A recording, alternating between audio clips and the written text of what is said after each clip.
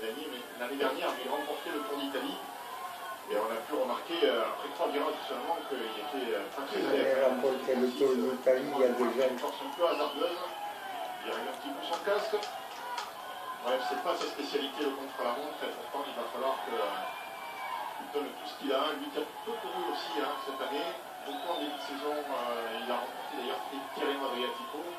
Et ensuite, il a préparé ce Tour de France, ce rendez-vous, avec l'espoir de le remporter. Alors on le verra très certainement très brillant en montagne, mais pour l'instant, comme vous l'avez dit Thierry, c'est vrai qu'il va falloir qu'il arrive à déjouer tous les pièges de la première semaine.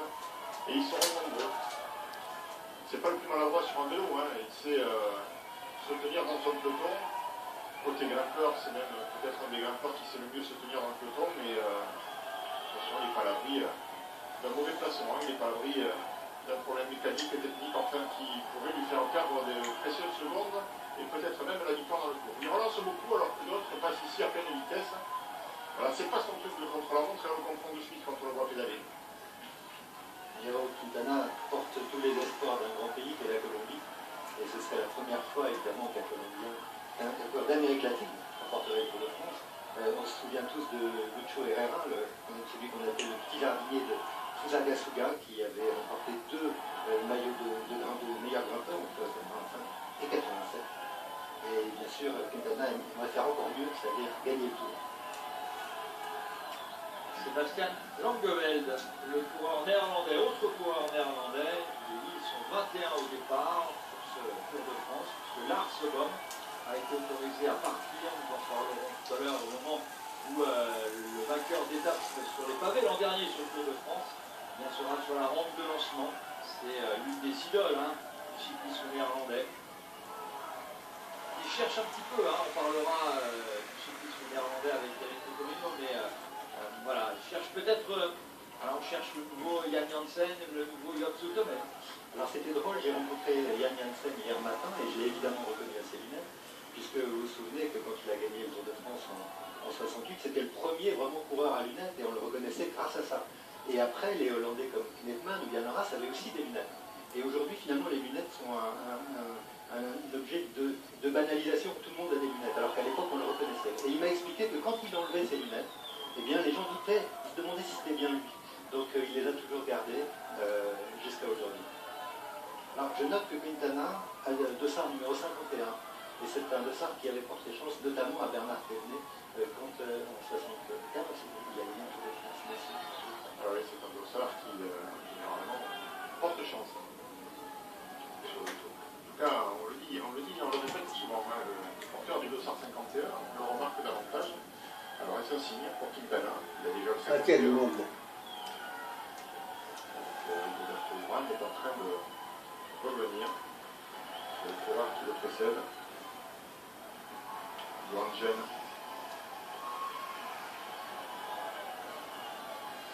Le coureur français de l'équipe Europcar juste devant lui. Et qui a la particularité cette année d'être le seul coureur des Outre-mer, le Guadeloupéen. Johan Gen qu'on aperçoit là-bas avec le maillot vert de l'équipe Europcar, 34 ans. Alors bien sûr, certains diront Thomas Voeckler est originaire de la Martinique, son surnom c'est même Petit Blanc, mais bon, il est né en Alsace. Et vendéen d'adoption. Voilà la Serbouani. Dans la souffrance encore, au niveau de la respiration pour celui qui est tombé dimanche dernier sur le championnat de France, en tout cas sur l'arrivée du championnat de France. Il emporte encore les traces, notamment côté droit.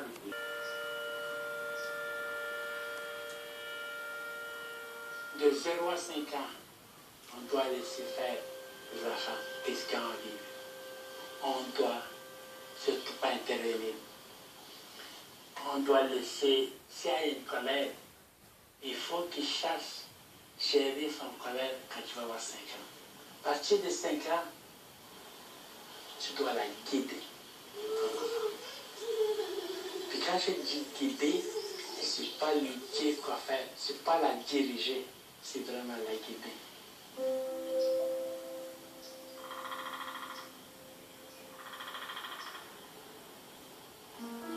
Dans cette éducation libre et autonome, une seule contrainte, L'école. Continue le texte en faisant 5 phrases riches. Et c'est Françoise qui fait la classe à ses enfants. Un exercice parfois délicat. Oh, mais ça a avancé quand même, hein? T'en as fait 5 ou pas? Non. Bon. T'en as combien là? 2. T'aimes pas trop faire l'école avec maman? Non. J'ai. Pourquoi? Parce qu'elle me demande plus de choses. Et plus que j'ai de choses, je lâche. Ce qui est dur, c'est que dans le reste de notre vie, on lui impose rien du tout. Et puis là, c'est moi qui impose le rythme. C'est moi qui impose quand aussi, parce que sinon... C'est complètement différent comme ça. Ouais, là, ça l'a réveillée, j'espère, un peu dans le bon sens. Elle a été un peu plus de vitesse, alors que c'est une voiture de vitesse à la base, donc ça l'a un petit peu changé, ça lui a fait du bien. Et puis là, on revient sur un parcours où elle a gagné déjà 2 fois ici avec Jean-Michel à l'époque, donc Franck s'entend très bien avec, à chaque fois il l'a drivé à merveille, pour que ça dure. Bah, c'est tout le mal qu'on vous souhaite, merci beaucoup. Voilà, j'espère que Céline me pardonnera ce petit lapsus. Céline Watt, bien sûr, qui a interviewé Pierre-Edouard Gounard. Bon, lorsqu'on écoute l'entraîneur de cette jument, il y a un peu du pour et du contre. On a un sentiment que c'est vraiment une course qui a été visée, c'est un bel engagement, elle a été faite des 4 pieds, Franck Nivard. En revanche, la chaleur, on l'aura compris, c'est un point négatif. Oui, la chaleur et puis également l'opposition. Elle ne court pas toute seule. On se souvient que lorsqu'elle était plus jeune, eh bien, elle avait pour habitude de courir en patronne. Elle allait de l'avant. Désormais, il lui faut impérativement lui cacher l'effort. En tout cas, elle a une pointe courte, c'est certain, mais qui, sur ce champ de course d'anglais, eh bien, peut s'avérer extrêmement redoutable. C'est ce que va tenter de faire donc, Franck Nivard. On notera qu'à l'occasion de sa dernière course en Norvège, eh bien, elle a amélioré son chronomètre. Elle n'avait jamais trotté aussi vite. Elle a joué de malheur. Elle aurait pu mieux faire que cette 5e place. Elle revient en France avec beaucoup d'ambition. Allez. D'accord. Non, ça se mange cru. Ça se mange cru, mais avec une petite marinade, et même à l'huile d'olive. Oui. Pour essayer de cuire un petit peu cette plante. Mais moi, tu vas goûter si tu veux. Avec plaisir. Ah, ça grossit, hein. Extraordinaire. Noroto. Et parce que votre tranquillité aussi est précieuse, les plaquettes de frein Noroto sont maintenant garanties à vie.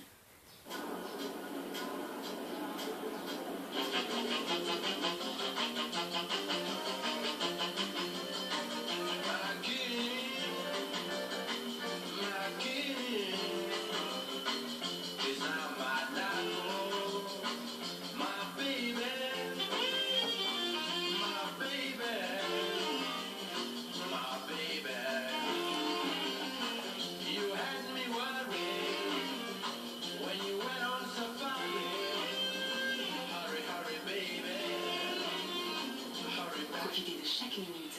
Live-lastminute.com. Une double leçon entre un confrère d'origine polonaise, qui l'a rappelé, qui m'a dit qu'il a du mal avec Michał Kwiatkowski, et j'en ai fait une hier avec un ancien coureur polonais, donc j'essaie d'appliquer au mieux les noms des villes et des coureurs, pour pas trop les détourner. Mais alors c'est pareil, hein, Eric, c'est compliqué, ici on peut tout dire, il y en a qui disent Utrecht. Quand on demande à un Néerlandais qui habite ici, qui dit Utrecht, alors on peut en souhaiter ou pas, il n'y a pas de règle exacte. Non, mais c'est comme quand on dit, il y a ceux qui disent Jean-Sébastien Bach et ceux qui disent Jean-Sébastien Bach. Alors, je pense que comme on est français, on sait que c'est Bach, mais on dit Bach. Donc je pense qu'on peut dire Utrecht en français. Oui, vu qu'on s'adresse, c'est quand même un public français en grande majorité. Voilà. On peut parler à la française, hein. On peut prononcer à la française, c'est pas mal. Et est-ce que je peux prendre la barre pour traverser le bac?